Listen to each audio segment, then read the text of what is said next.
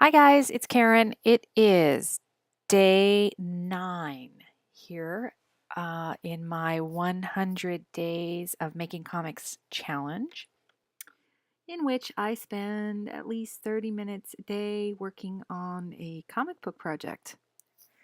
Um, Yesterday I did some quick concept art of the murderous monster character that is in this book.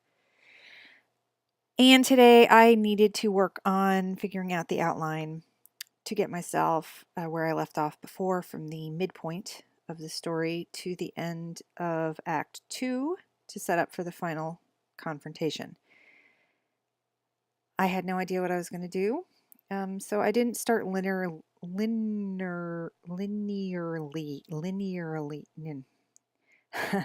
I had no idea what I was doing, so I decided, as you can see here on the picture, that I would work in the old tried and true brainstorming method where I just I put my goal in mind in the middle here, arriving to the final showdown, and um, and then I just jotted down all kinds of things that I thought needed to happen around it. This is a real big mess, but it actually worked. So I was able to just get, like, as thoughts came to me in no linear manner, I just put things down. Um, he tracks down the monster dude, he fights him, he fails, and he regroups. So how does he do all that? Um,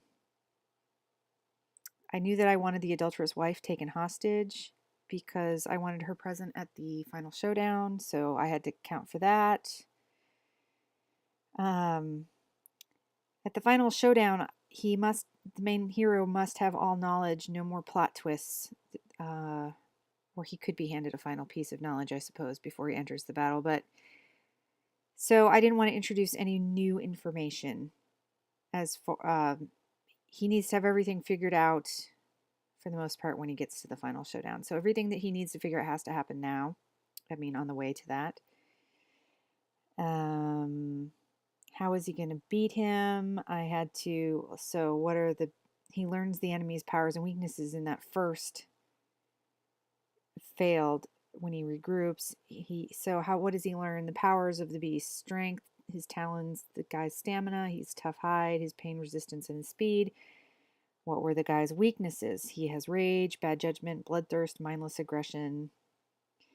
Um, then I realized, well, in my universe, these altered humans are kept kind of secret.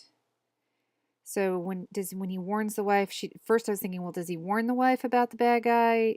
And then she goes back. That would have been too long. So I had originally wrote, she doesn't believe him, or how much is revealed. Does she see the monster? Then I realized, if she does see the monster, the company that he works for will have to erase or confuse her memory.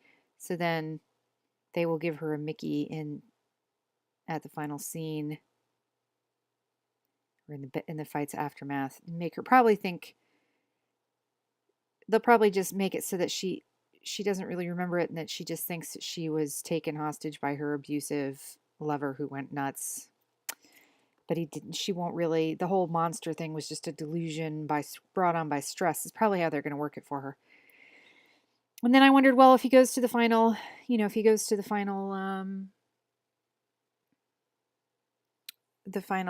battle, is he going to go alone, or does he call for backup? Does he use a weapon, his fists, or both? Does he have good kung fu chi? See, I haven't figured everything out for my main character yet.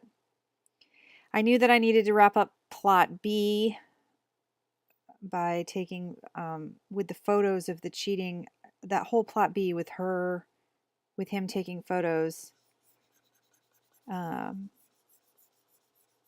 for the wife. That still needs to be wrapped up.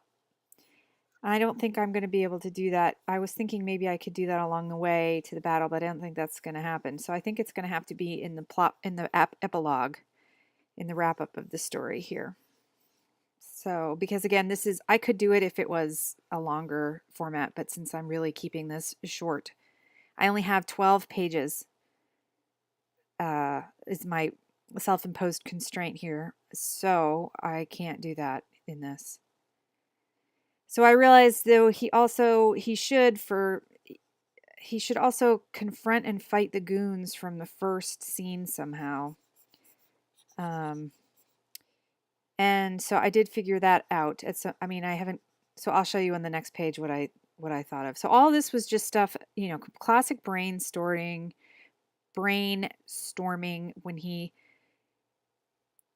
when he calls the company to call them after he tells what happened. Does he little things like he gets berated for his sloppiness. These are emotional things that came to me as I, not just like broad plot, but like, some dialogue-y bits. The monster dude knows about Gregor and chides him for working as a slave to the company, working for the crime boss's good money. That will introduce that would be not only character stuff, but would also set up for future stories. So then I had gotten all this, and with this, I was able then to go into this other page and actually do a breakdown of how this is going to work in a more linear fashion. This is still very broad. So the midpoint to the end of the chat, here is like some broad bullet points outline style. So I know I have 12 pages here. So he sees at the end of at the midpoint, I have him seeing the monster guy meeting the wife. So I thought, okay, so in 4 pages here, Gregor goes in to confront him.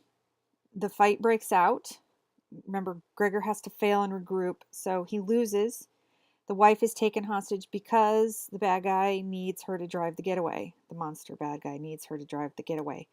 Remember, he's aggressive. He can't think good when he is a monster. He still can talk and think, but he's not.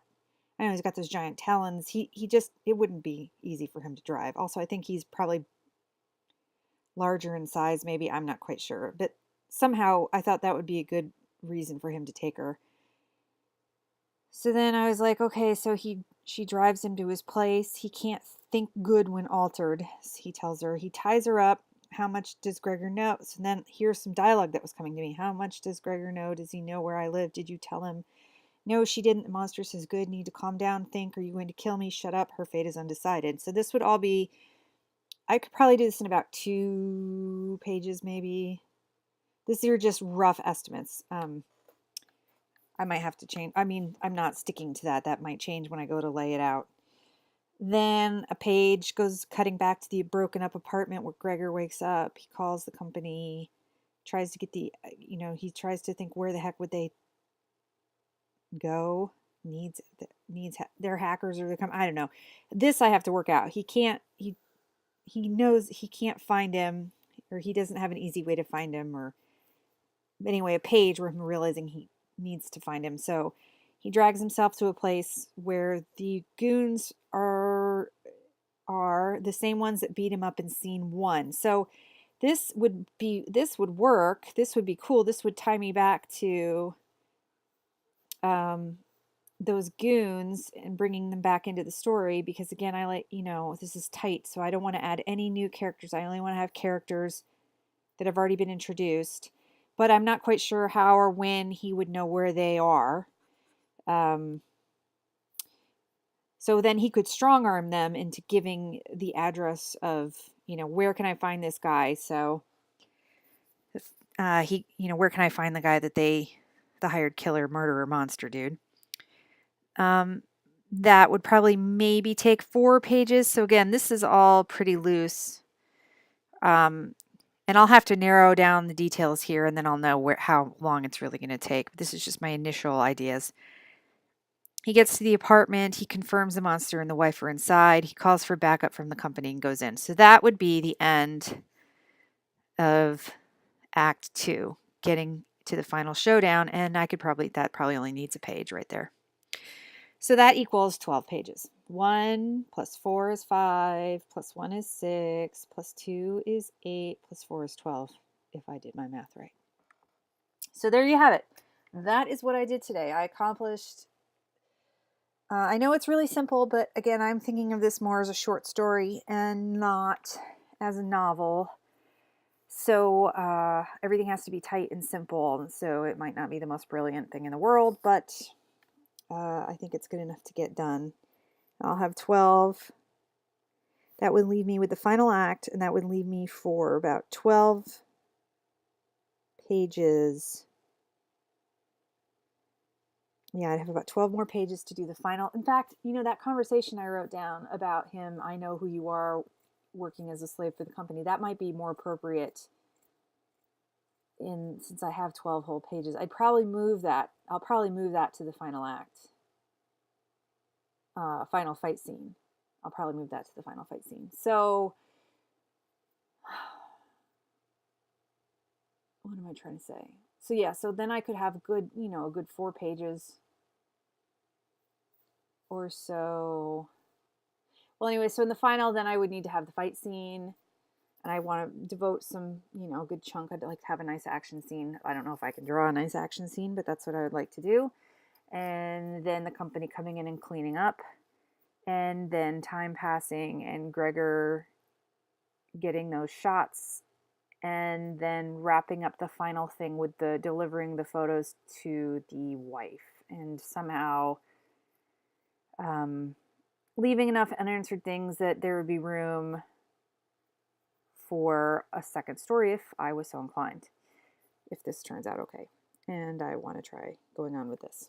But in my mind, that would set up, well, anyway, I don't want to go into that because, so anyway, yeah, so there's that. So now the next thing I need to do is figure out my outline, which it sounds like I pretty much have Act 4 worked out, but I don't have any specifics or details of how any of that is going to happen. I mean, that's a lot easier. Big fight scene, you know.